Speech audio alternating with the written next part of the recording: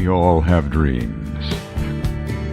Relentless dedication makes those dreams come true. Here's Kenny's story. I wanted a 32 Ford so bad. I was buying subscriptions to every magazine known to kind, because in '95 there wasn't no real internet or search engines to find anything. So I found it in National Dragster, an American magazine, and it was in London, Ontario for sale, which is a 2-hour ride. I went and bought it. This was a drag car. London Auto Modifiers. It was their race car since 1948. Here's how Kenny made something special out of nothing at all. Absolutely nothing. Yeah. No wheels, no tires, no suspension, no engine, nothing. And a few good friends helped me put things together, a couple body shops, and E&S Trim and Tops was the upholstery guy involved in it. He did the vinyl roof on the car.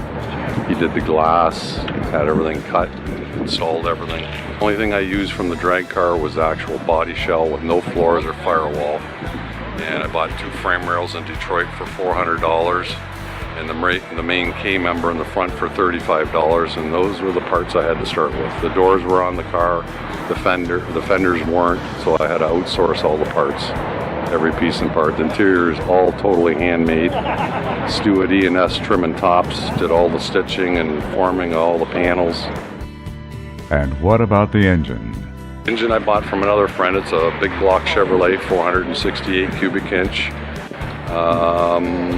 4,000 converter, 400 turbo transmission, 3-speed automatic with a 279 final ratio, so I can drive it on the highway. 75 mile an hour, about 2,600 RPM. So good cruiser all around. And the converter makes it real lively. If you want to jump on it and spin tires, you can do it at 60 mile an hour, no problem.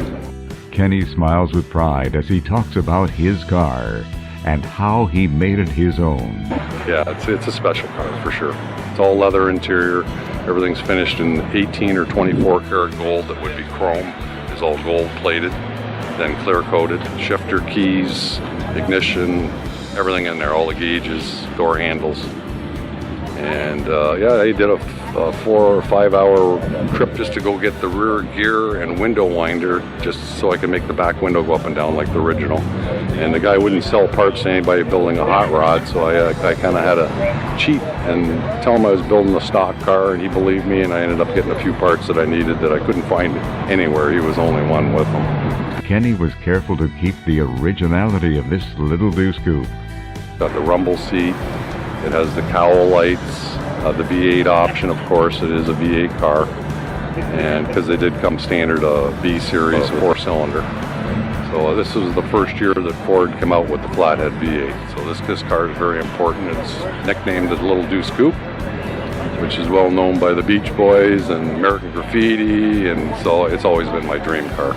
As restorers, we know that car dreams can come true. It was a labor of love, lots of work.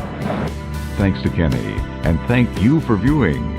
Stay safe this winter, and come spring, we'll see you at the car shows and cruise nights.